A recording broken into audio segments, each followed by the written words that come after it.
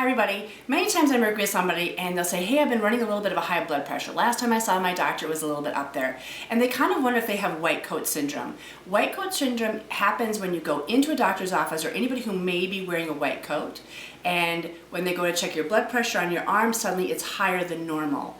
So if you don't have a blood pressure cuff at home, one of the ways you can do to be able to check and monitor your blood pressure is when you're in a store that has a pharmacy. Outside the pharmacy, they have those blood pressure cuffs. You can just sit down, slide your arm in, and go ahead and let it pump up and check your blood pressure.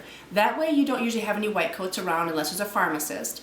Another way is you can just go ahead to your local pharmacy like Walgreens, CVS, any type of Target store will have blood pressure cuffs. If it's hard for you to slide those automatic cuffs up to your arm, you can go ahead and get a wrist cuff and then check it that way. If you're not certain if that cuff is accurate, go ahead and check it at home or check it while you're at the pharmacist, and then ask them if they will do a manual cuff on the same, or manual blood pressure on that same arm. You want to wait a few minutes from the time you did the blow-up cuff to the time they will manually check it, but they should be fairly close. If you happen to have checked your blood pressure with the cuff on this arm and your pharmacist checks it on this arm, there is times where we have a different blood pressure in each arm. So I recommend whatever arm you did the blood pressure check on, that they check it on that same arm to make sure that your cuff is accurate.